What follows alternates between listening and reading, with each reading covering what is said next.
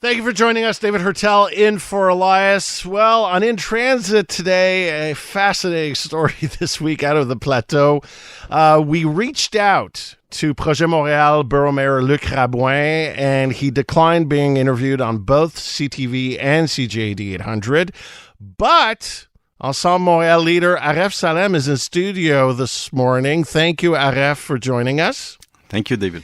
So a lot to get to. We'll start with this for a story. So a resident of the Plateau already has one vehicle. He buys a vignette at a regular price. I don't know, it's $50, $60, whatever. It's a low price, relatively speaking, for year-round parking. But, you know, it costs what it costs. So he wants to get a vignette for his scooter. So it's a second vehicle. And the Plateau, run by Projet Montreal, is charging him $666. Your reaction? This is insane. It's really insane. And you know, it's not the first time that we see Projet Montreal hitting on drivers on cars. Mm-hmm. If you remember, it's not even cars. It's a scooter. Not even scooters. Electric scooters. A scooter. Electric scooters and electric cars too. And see, I'm all for reducing, the number of large vehicles and cars. I think you agree as well. We all agree. We want to reduce our reliance on cars. But here's a guy, apparently doing the right thing. Absolutely. And he gets penalized by the borough. And this is not the first time because, they taxed to balance the public transportation system. They taxed the plate from $59 to $150. Now they're taxing in a Plateau $666. It's way more for a scooter than the double of any other borough in the city of Montreal. It's really insane hitting on the population like that. So apparently, Rosemont, it's the weight of the vehicle that justifies the cost. It's another Projet Montreal borough. What would you like to see happen to help people move on from necessarily having two large cars? Well, the thing is, two large cars, I can agree that, it's too much. But, you live in Montreal. Yeah. And spending thousands and thousands of dollars on a second car, you don't own a second car unless you really want it or you really need it. You need it for your work. You need it. Well, families sometimes, you need it with the kids and everything. You go with one car. When you have a family, you make a bigger car for the family, for the kids. But, it's insane to hit on the population like this with, where it's indirect taxes that they're pushing the Montrealer to have. So while I have you here, on this issue, it doesn't seem justifiable, obviously, but there are a lot of other issues going on right now here in Montreal. What is your reaction to Valérie Plante's press conference Friday following the dismantling of the pro-Palestinian encampment at Victoria Square, and the way she justified not sending the SPVM to McGill? I think the mayor, she has an issue with McGill because I can't understand her reasoning, position and reasoning about the McGill. The thing that we saw at Square Victoria, it wasn't about the cause anymore, the Palestinian cause anymore. It was more and more radicalized. I have some people from the cabinet. They went to see, and they were talking on and no more investment in the banks, decapitalization. So we're going into radicalization. There's now violence. There's clearly violence. And we had police officers, he was assaulted, injured. A journalist, he was insulted, and bit by bit we saw that going. And we saw the two ministers of the government of Quebec at the end of the day, they pushed the mayor to go and take a decision. And finally, she took a decision because the government of Quebec, they push her to do so. Once again, we can see the lack of leadership of the mayor, and it's unacceptable. At the end of the day, we see that this administration, it's like on automatic pilot. There's no one behind the wheel. So again, let's say you're mayor of Montreal with this issue. Would you have waited this long to move on Victoria Square? Would you move on McGill? And what would be your response if you had a police chief that said, no, I don't think I should be moving in? The thing is, all the decision is taken, these decisions, when you're talking of public domain, it's taken at the city hall. The police... But then McGill, the mayor said that it is in public domain. It's not a public domain, and there is an injunction is coming, so we'll see the issue of it.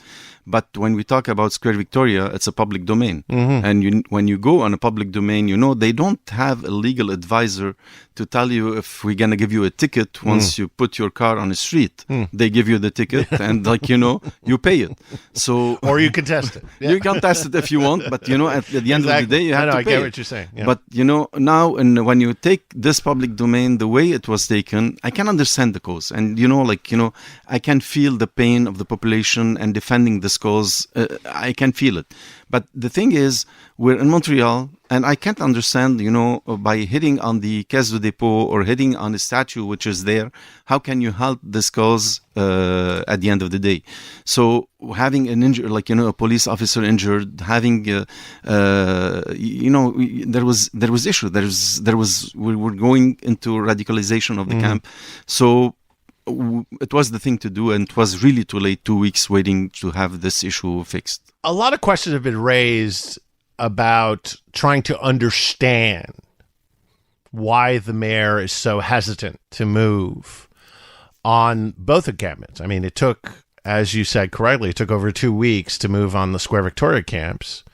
And according to her own reasoning, I mean, right at the beginning of the encampment over at Square Victoria, she felt that she defended. She defended.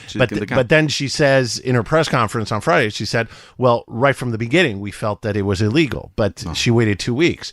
McGill, she's not moving. My question ultimately is: do you feel there's some sort of ideological slant within Projet Montréal that will not allow for the administration to move on pro-Palestinian protesters, especially when you look at how fast the administration is moving on homeless camps, and how she has a racism commissioner that publicly supported the pro-Palestinian cause, but says nothing when there are anti-Semitic acts. So do you think there is an ideological direction over at Projet Montréal that justifies this behavior? I'm pretty sure there is one.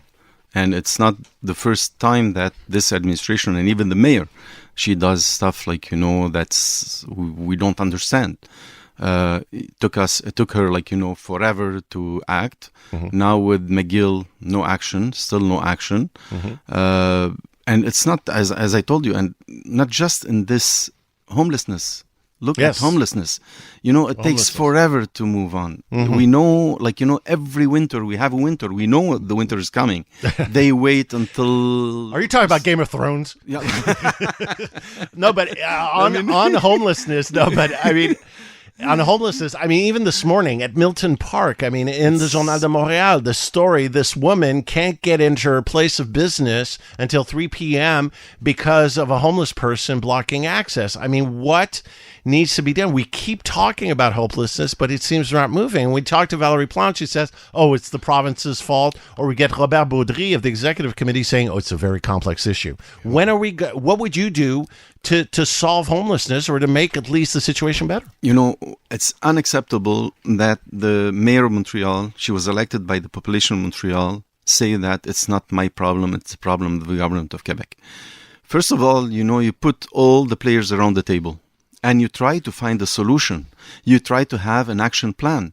What you need. We know that we need around close to 600 new beds in the city. In the opposition, we know that that's what we need. So put in place some places, go find the places, we have 76 buildings of the city of Montreal that they're closed now right now.